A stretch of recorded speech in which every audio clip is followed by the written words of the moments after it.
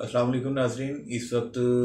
Iran ने पाकिस्तान के ऊपर एक जो है बलूचिस्तान में हमला किया और अल्हम्दुलिल्लाह हमारी जो पाक अफवाज हैं और पाकिस्तानी गवर्नमेंट की तरफ से है उसके ऊपर कार्रवाई की गई और ईरान को उसका भरपूर जवाब दिया गया और बताया गया कि जो दहशतगर्द होते हैं उनके ऊपर किस तरह से प्रॉपर एक जो पिन पॉइंट के ऊपर अटैक किया गया जिसमें कोई सिविलियन की जो है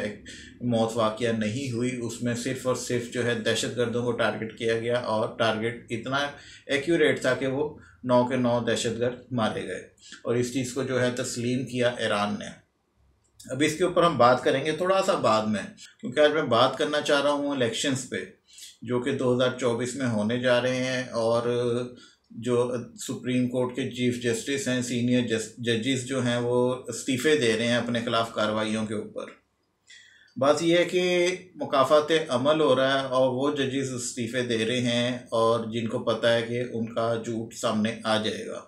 जो उनके किए गए गलत फ़ैसले हैं वो सामने आएंगे, क्योंकि उनकी एक वाहिद मिसाल है चीफ जस्टिस ऑफ पाकिस्तान काजी फ़ाइज़ ईसा साहब कि उन्होंने और उनकी जो बेगम थी उन्होंने बड़ी बुरी तरह से जो है ना बड़े बुरे हालात में कह लें कि मुकाबला किया था अपने खिलाफ रेफरेंस का और डट के खड़े रहे थे और अल्हम्दुलिल्लाह सुरखरू हुए थे, अपनी सच्चाई साबित की थी उन्होंने। अब आते हैं जी इलेक्शंस की तरफ। ये पाकिस्तान की 75-76 साल की हिस्ट्री में 14 बार हो चुका है, 13 बार हो चुका और 14वीं बार अब हम जो है ना दोबारा से बली का बकरा बनने जा रहे हैं। हम अवाम किन की नज़र, उन सियासतदानों की नज़र होने जा रहे हैं जो हमारे ऊपर हुकूमत करते हैं, जिन्हें हम अपने वोट से लेके आते हैं, जिन्हें हम ये सोच कर लाते हैं कि ये जो दावे कर रहे हैं, जो उम्मीद हमें दिखा रहे हैं, ये उसे पूरा करेंगे। मैं पिछले 2 या 3 साल पहले एक अपनी वीडियोस में कई में कह चुका हूँ कि पाकिस्तान तहरीक-ए-इंसाफ जो है वो अगले 2023 में इलेक्शन हो या 24 में, उस वक्त मैंने ये कहा था कि 23 में हो या 24 में हो, पाकिस्तान तहरीक-ए-इंसाफ उसमें नहीं होगी और वही हुआ कि जो बानी है पीटीआई के वो तो इस वक्त जेल में मुकदमात का सामना कर रहे हैं और जो है बल्ला उनका इंतखाबी निशान वो छिन गया, तो उसके ऊपर भी काफ़ी ज़्यादा जजेस को ट्रोल किया पाकिस्तान तहरीक-ए-इंसाफ ने। और जहालत की हद ये है उनकी कि उन्होंने वो पॉइंट्स नहीं नोट किए जो जज साहिबान ने उठाए, बैठे हुए तीनों जजेस ने वो जो सवालात उठाए उनका जवाब देने की बजाय वकील जो है इधर उधर की बातें करते रहे और जब फैसला आ गया तो जो उनके पैरोकार हैं यानी कि जो इनके फॉलोअर्स हैं पाकिस्तान तहरीक-ए-इंसाफ के, वो भी इधर उधर की बातें करके जजेस के ऊपर ब्लेम कर रहे थे। सेम इसी तरह से ब्लेम कर रहे थे जैसे इनके लीडर ने पहले इंतशार फैलाया अपनी हुकूमत जाने के बाद, बल्कि हुकूमत के होते हुए ही फैलाना शुरू कर दिया था, बल्कि उनकी सियासत ही अपन पूरी जो एक टेन्योर है ना उनकी सियासत का वो इंतशार के ऊपर ही है। उन्होंने हमेशा इदारों के ख़िलाफ़ जो है अपने फॉलोअर्स को भड़काया और फॉलोअर्स की तो ये मैं पहले कह चुका हूँ कि जहालत है कि वो अपनी अकल से काम नहीं लेते, जो उनके लीडर ने कह दिया वो सच है, सही है। अब बात यह है कि इलेक्शंस आ गए हैं, पाकिस्तान तहरीक-ए-इंसाफ के बल्ला छीनने के बाद जितने कैंडिडेट हैं सब आज़ाद इलेक्शन लड़ेंगे।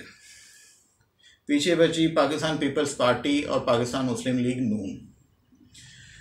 एक जैसा लोग कह रहे हैं कि जी पाकिस्तान मुस्लिम लीग नून का ही वज़ीर आज़म आएगा, ये तय हो चुका है, ये डील हो चुकी है, ये एनआरओ हो गया, ये हो गया, वो हो गया। चलें मान लेते हैं, लेकिन आज पाकिस्तान मुस्लिम लीग नून के कायद ने अपना पहला जलसा किया हाफिज़ाबाद में, जिसमें अवाम की कसीर तादाद मौजूद थी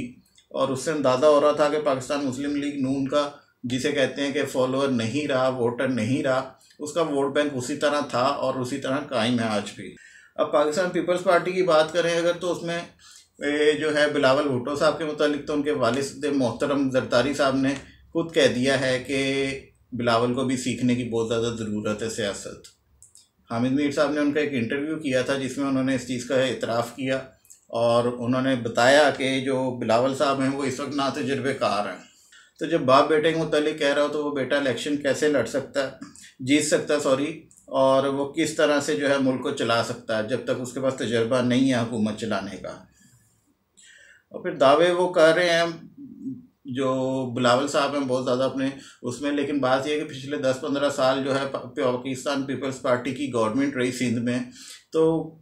कुछ ज़्यादा नहीं मैं कहता, सिर्फ गटर के ढक्कन तो पूरे नहीं कर सके वो, बाकी दावे कहाँ से करेंगे। खैर, अच्छा, अब बात करते हैं वापस पाकिस्तान तहरीक इंसाफ के ऊपर। मैंने कहा था कि इंतशार फैलाने की इनकी जो लीडर की है आदत थी शुरू से, हमेशा उन्होंने जो है कई बड़कपन का मुजाहिरा नहीं किया अपने किसी भी जलसे में, अपनी किसी भी मीटिंग में, अपने किसी भी फैसले में। उन्होंने उस चीज़ का जो है ना वो लोगों को नहीं सबूत दिया कि वो एक बड़े लीडर के तौर पे नमूदार हों। जो उन्होंने बोया वो उसको काट रहे हैं। और जितनी अरसा उनकी हुकूमत रही उसमें उन्होंने तकरीबन फ़ैसले सारे के सारे गलत किए। कोई भी एक ऐसा फ़ैसला नहीं था जो कि मुल्क के या अवाम के मुफाद में हो।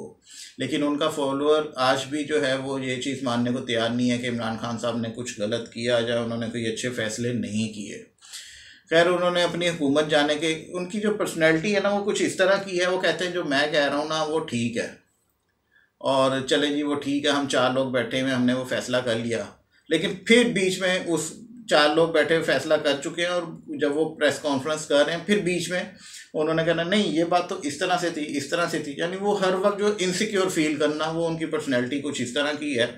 कि वो सिक्योर फील नहीं करते। और ये बातें हज़म नहीं हो रही होंगी जितनी पाकिस्तान तहरीक इंसाफ के जो सपोर्टर हैं, जो वोटर हैं, उनको। बात यह है कि 9 मई का वाक़या कैसे हुआ। 9 मई का वाक़या जो हुआ पाकिस्तान की तारीख़ में पहले कभी नहीं हुआ। पाकिस्तान को इंडिया से ख़तरा है बॉर्डर के ऊपर, पाकिस्तान को अफ़गानिस्तान से ख़तरा है बॉर्डर के ऊपर, पाकिस्तान को अब ईरान से भी कशीदगी बढ़ गई। जो अमन मुआहिदा था वो ख़त्म हो गया, और उससे पहले ईरान से पहले पाकिस्तान के अंदर से पाकिस्तान को ख़तरा हुआ पाकिस्तान तहरीक इंसाफ की वजह से, उसके वोटर सपोर्टर्स और उसके लीडर की वजह से। लीडर की कह लेंगे नाकिस पॉलिसियों की वजह से जो है पाकिस्तान को, उसके पाकिस्तान के अंदर से ख़तरा। मैं पिछली वीडियो में भी कह चुका हूँ कि ये ढाका प्रोजेक्ट की बुनियाद रखी है इमरान खान ने, और मैं उससे पहले गालबन कोई 1.5 साल पहले मैंने की थी कि पाकिस्तान तहरीक इंसाफ को ना एक दहशतगर्द तंजीम करार दे देना चाहिए, और ये साबित किया इन्होंने 9 मई के वाक़ये में। और अब जैसे ईरान ने पाकिस्तान के ऊपर हमला किया, तो बजाय इसके कि जो है ना ये प्रोटेस्ट करते ईरान के ख़िलाफ़, तो सोशल मीडिया अकाउंट्स के ऊपर और इधर उधर से जो है ना इन्होंने जो मुख्तलिफ ट्वीट्स करना शुरू कर दिए। ये ट्वीट्स आपको मेरी स्क्रीन के ऊपर नज़र भी आ रहे होंगे। इन्होंने हसन नसरुल्लाह का एक जाली अकाउंट था जिसके ऊपर से उस ट्वीट आया कि जी पाकिस्तान के अंदर इसराइली जो हैं दहशतगर्द हैं, और उसके ऊपर पाकिस्तान तहरीक इंसाफ के जो एक साफ़ी हैं वजाहत खान साहब, उन्होंने अपनी बकवास शुरू कर दी कि जी ये ईरान ने टारगेट गलत किया, इसका टारगेट तो कहीं और होना चाहिए, कोई और हाउस होना चाहिए था। तो इस तरह के तो ये लोग हैं, इस तरह की बातें करते हैं। और ख़ुद जो बानी पीटीआई का हाल ये है कि जब ये ईरान के दौरे पे गए थे तो वहाँ पे सरेआम सबके सामने इकरार करके आए थे कि जी ईरान के अंदर जितनी दहशतगर्दी हो रही है वो पाकिस्तान के अंदर से हो रही है, यानी पाकिस्तान में उसके सहूलतकार मौजूद हैं। जिसके ऊपर जो है उस वक्त के DGISI जो कि जनरल आसिम मुनीर हैं, इस वक्त आसिम मुनीर साहब थे, और उन्होंने इस चीज़ के ऊपर खान साहब को मना किया, रोका। तो इन्होंने उनकी बजाय इसके कि अक्लमंदी का सबूत देते हैं, उनकी कोई बात बताई हुई को अपने दिमाग में बैठा, इन्होंने उन्हें ही ओहदे से जो है ना हटा दिया। और फिर बाद में एक मफरूज़ा ये भी निकला है कि जी बुशरा बीबी की जो है ना